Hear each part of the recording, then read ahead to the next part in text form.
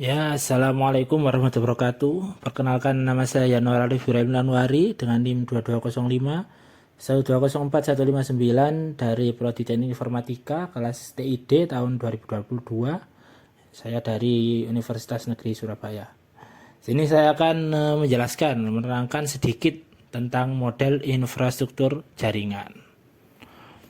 Yang pertama pengertiannya, yakni model infrastruktur jaringan merujuk pada rencana, desain, atau kerangka kerja yang digunakan untuk mengorganisasi, mengatur, dan mengelola elemen-elemen yang membentuk jaringan komunikasi seperti komputer, perangkat keras jaringan, perangkat lunak jaringan, protokol komunikasi, dan komponen lainnya. Biasanya digunakan dengan tujuan untuk mengakses suatu jaringan ini menjadi lebih efisien, lebih mudah, lebih sederhana, dan ya lebih mudah untuk dilaksanakan dalam membagi, men-share atau menyimpan suatu file atau data. Kemudian pembagian jaringan menurut geografi. Di sini ada 6 pembagian.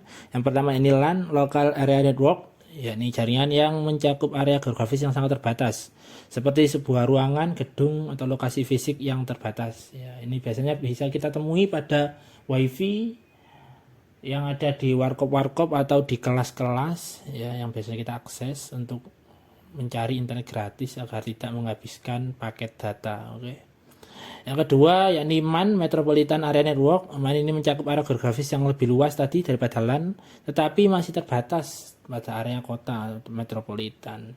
Jadi biasanya digunakan untuk menggabungkan antara LAN-LAN, antara jaringan-jaringan lokal tadi yang sebatas ruangan tadi, menggabungkan antara LAN satu dan ke LAN lainnya. Gitu, tapi tetap terbatas antara kota.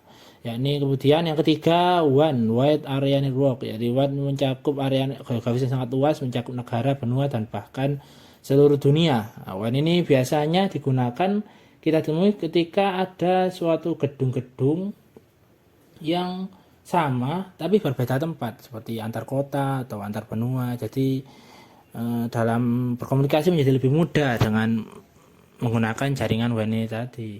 Jadi dalam men-share file, data, menyimpan lebih mudah. Kemudian yang keempat adalah PAN, Personal Network, yaitu jaringan pribadi yang sangat kecil dan biasanya mencakup area sekitar individu. Seperti sekitar satu perangkat individu, ya biasanya kita temukan tethering ya gitu. Ketika kita tethering teman, kita udah paketan begitu, itu adalah jaringan PAN. Kemudian yang kelima adalah CAN, Campus Area Network, kan mencakup area geografis yang lebih besar daripada LAN, tapi lebih kecil daripada MAN. Nah ini sesuai namanya, biasanya ini digunakan untuk menghubungkan antara gedung yang satu dengan gedung yang lainnya. Jadi lebih mudah antara gedung kampus yang satu atau kampus lainnya, atau antara kantor satu dengan kantor lainnya. Jadi lebih mudah dalam berkomunikasi, dalam membagi file atau data begitu. Kemudian yang terakhir yakni GAN, Global Area Network. GAN adalah jenis jaringan yang mencakup seluruh dunia dengan area geografis sangat besar. Jadi mencakup dapat mengakses seluruh dunia dari pojok timur sampai ke barat, atau dari utara sampai selatan.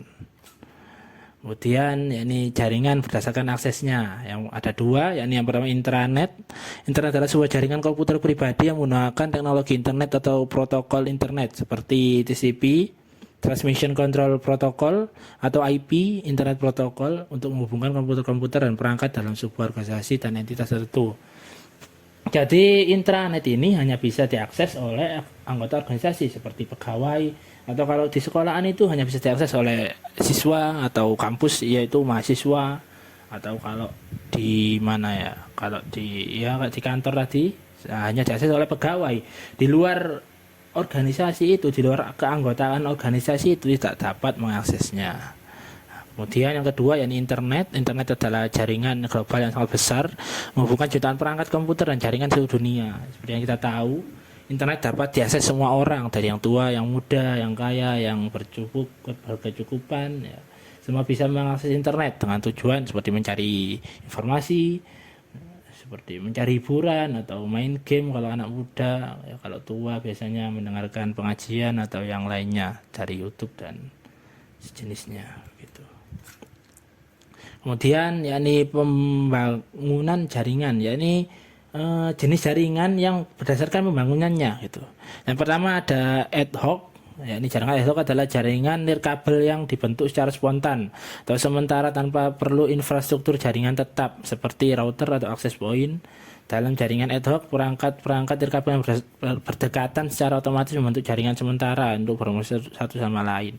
Nah, ini biasanya digunakan seperti yang biasa kita ketemui, yakni ya seperti tadi yang jaringan pribadi tadi, yakni tethering. Jadi itu hanya sementara untuk dapat berkomunikasi. Selepas itu, setelah tidak lagi memerlukan untuk mengakses sebuah jaringan, maka